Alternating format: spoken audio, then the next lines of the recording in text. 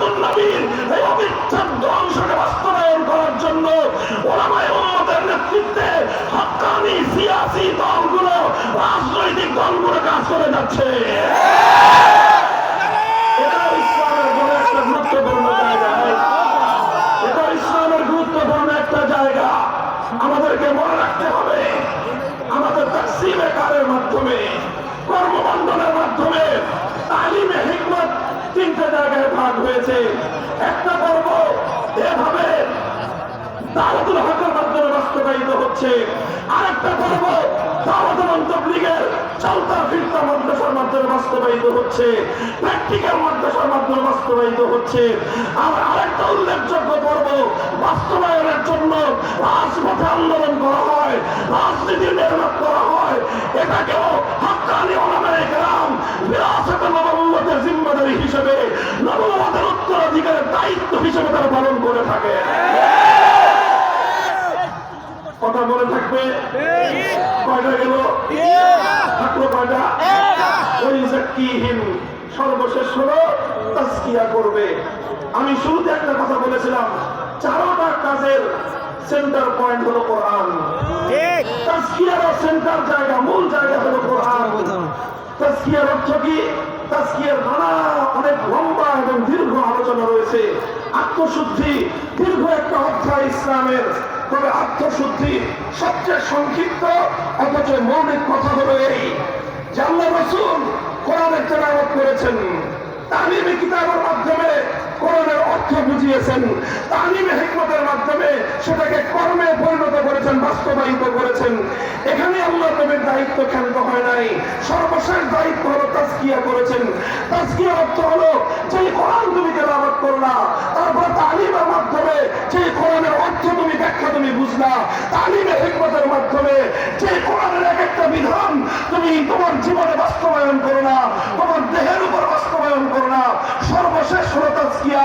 এবার সেই কোরআনকে তুমি তোমার আখলাকে পরিণত করো, সেই কোরআনকে তুমি তোমার চরিত্রে পরিণত করো।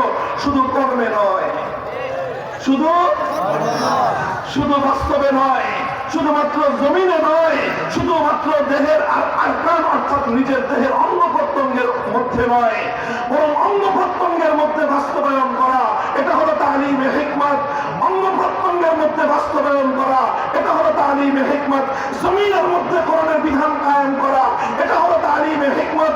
আর যখন তুমি এই কোরআনের প্রত্যেকটা বিষয়কে তোমার দিলের মধ্যে বাস্তবায়ন করবা, তোমার চরিত্রের মধ্যে বাস্তবায়ন করবা, তোমার আখলাকের মধ্যে যখন বাস্তবায়ন করবা, তখনই এটা হবে তাজকিয়াতুন নফস। এটাই হলো আত্মশুদ্ধি। এই জন্য আল্লাহর নবী সম্পর্কে, নবীর সিরাত সম্পর্কে সবচেয়ে সংক্ষিপ্ত অথচ সবচেয়ে পূর্ণাঙ্গ কথা কি বললাম? সবচেয়ে সংক্ষিপ্ত অথচ সবচেয়ে পূর্ণাঙ্গ কথা কি? কানা খুলুকুহু আল কোরআন। সিরাতুন নবী সম্পর্কে এর চেয়ে জানে মানে কথা কেউ বলতে পারবে না।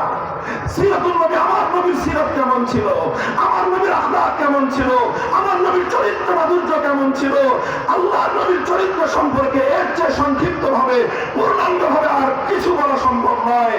আমার নবীর চরিত্র ছিল কানা খুলুকুহু আল কোরআন। কোরআন যা বলেছে আমার নবীর চরিত্রে সেটা বাস্তবায়িত হয়েছে।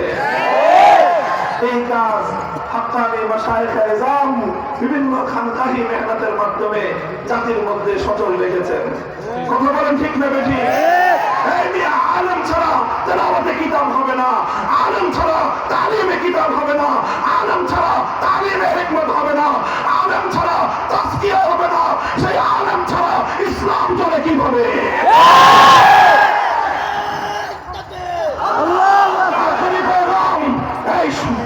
আখেরি পয়গাম তোমাদের কাছে, যারা আল্লাহর পয়গম্বরের এই দ্বীনের পাশে সাজতে চাও, যারা আল্লাহর কিতাবকে নিজের পক্ষে ধারণ করতে চাও, এই চার কাজ যে কোনো একটা কাজের সাথে তোমার সম্পর্ক থাকতে হবে, অন্য কাজগুলোকে সহযোগিতা করতে হবে। তুমি সিরাতুন নবীর এক অংশকে বাদ দিয়ে আরেক অংশকে, এক অংশের সঙ্গে বিরোধ তৈরি করে আরেক অংশ বাস্তবায়ন করলে তুমি সত্যিকার সিরাতের উপর উঠতে পারো না।